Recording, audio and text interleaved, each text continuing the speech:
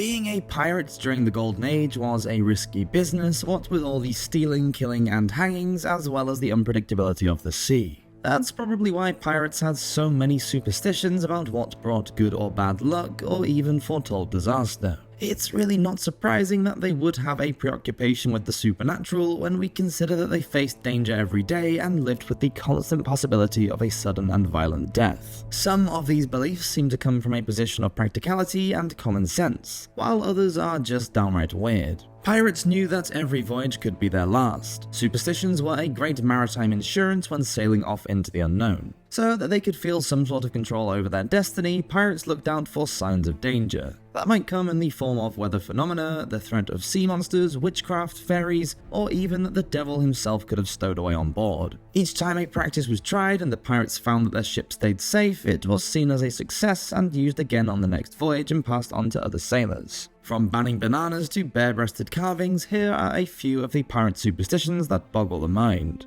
Welcome to Walk the Plank. Renaming a boat. It was considered bad luck to change the name of a ship. Apparently, the vessel becomes quite attached to its name and can become more than a little miffed at being renamed without first performing a denaming ceremony, followed by a christening. And no one wants to be stuck out at sea for months on end on an angry boat, so even if the ship has a silly moniker like the recently named Boaty McBoatface, it's best just to leave it and carry on with the important job of pirating. Bananas.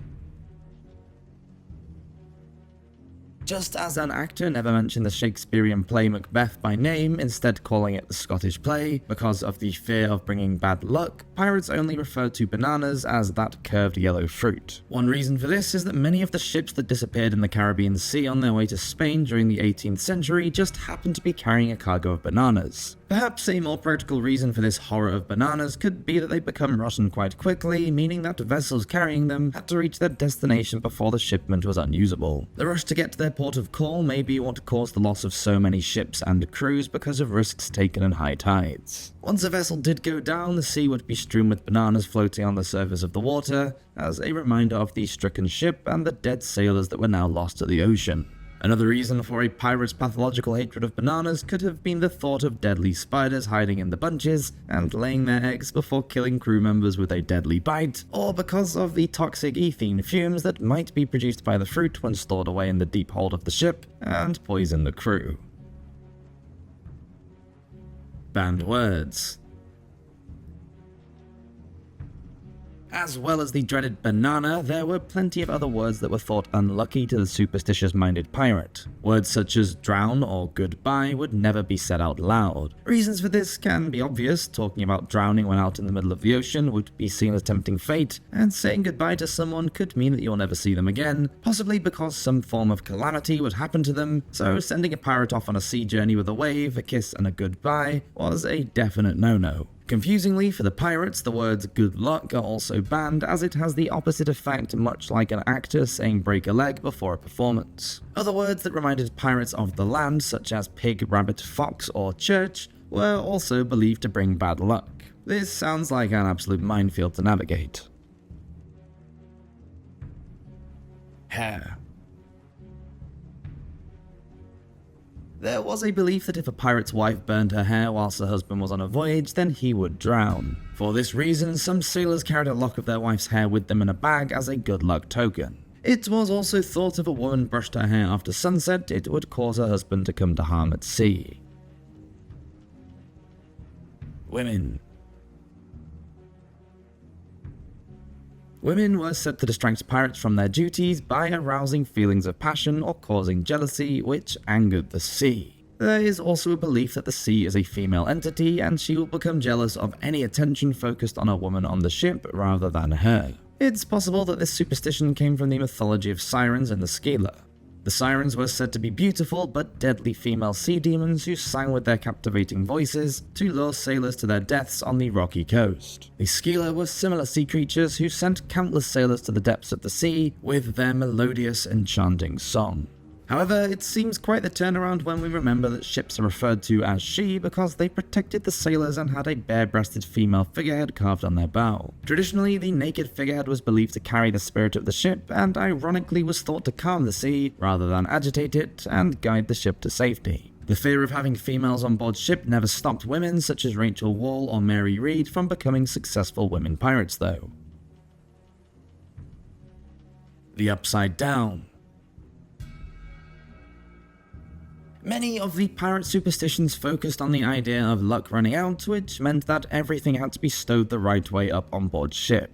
The sight of an upturned basin or bowl was a portent that the ship would overturn in the same way. The prospect of finding a loaf of bread upturned meant the same fate for the ship, but only if the loaf had been cut into. The origin of this idea may have begun in medieval France, where on the day of execution, the executioner would not have time to pick up his daily loaf of bread, so the baker would place it to one side for him, turning the bread upside down to show it was reserved. This act meant that an overturned loaf of bread was associated with death and misfortune. In the same way, a bucket had to be kept the right way up, and if either that or a basket went over the side of the vessel, it would invite bad luck on board as well as trickery from evil spirits and risk the boat sinking. Jonah. A Jonah is any person or object that is thought may bring bad luck to the pirate ship. One way to restore good fortune would be to remove the object by throwing it overboard. In the case of a person, that meant being given a Jonah's lift. The superstition comes from the name of the biblical prophet. God had told Jonah to sail to Nineveh, but out of fear, Jonah disobeyed God and sailed in the opposite direction. God punished him by, quote, sending a great wind on the sea, and such a violent storm arose that the ship threatened to break up. The crew threw Jonah overboard to satisfy God, and the raging sea grew calm. Jonah was swallowed by a whale before escaping, and he then made sure to never disobey God again. The Church. Usually, clergymen were also considered to be bad luck on board ship for obvious reasons, as pirates were not really known for their piety, what with all the pillaging and killing.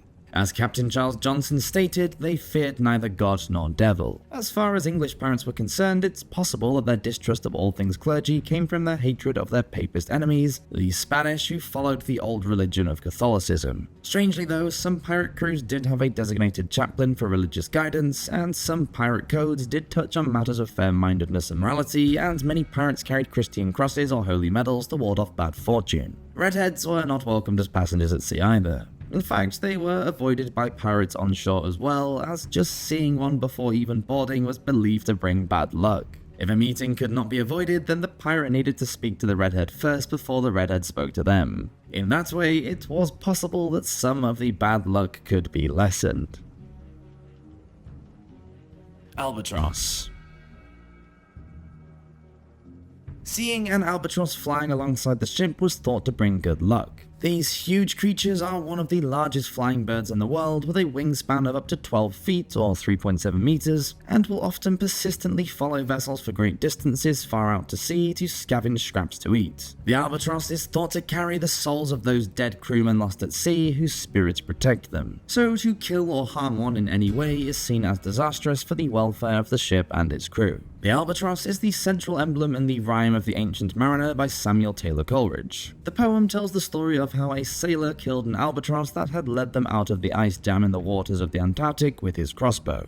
This causes the angry spirits to follow the ship and send a wind that blows it south, where it is becalmed and unable to move. With no wind and all out of drinking water, the sailors force the mariner to hang the dead albatross around his neck as an act of penance. But it is too late, all the crew members drop down one by one and die, and the ship sinks into a whirlpool. As the only survivor, the albatross killer is left riddled with guilt to wander the earth and tell his cautionary story over and over again. Lucky cats. For practical reasons, ships have always travelled with cats on board. They control the problem of rodents. Not only does that help to curb the spread of the disease, but rats and mice would often gnaw on wooden ropes, causing damage and scavenge around in food stores. Because of their work during voyages and by providing a sense of companionship, cats were believed to bring good luck, and efforts were made to make sure they were happy and well fed. Some pirates believed that cats had magic in their tails because of their association with witchcraft and could control the weather and protect the ship from storms. If the cat was thrown overboard or fell from the ship, that would stir up a gale. A sneezing cat foretold rain, as did the cat putting its forehead on the deck, and if it climbed up the rigging, then it indicated a sinking. A purring cat meant all was calm, a frisky one meant a windy day, and if it licked its fur the wrong way, then you better believe hailstones were coming. Some of this weather predicting may have some validity. Cats have a very sensitive inner ear and are able to sense changes in atmospheric pressure, which affects their behavior. The shift in low pressure that precedes a storm can cause them to become agitated. It's no real surprise that pirates clung to any beliefs that might have given them some sense of security. After all, pirating was a risky business. Thank you so much for watching this episode of Walk the Plank. Please do subscribe if you're enjoying these videos, and I'll see you next week for another one. Have a great week. Cheers.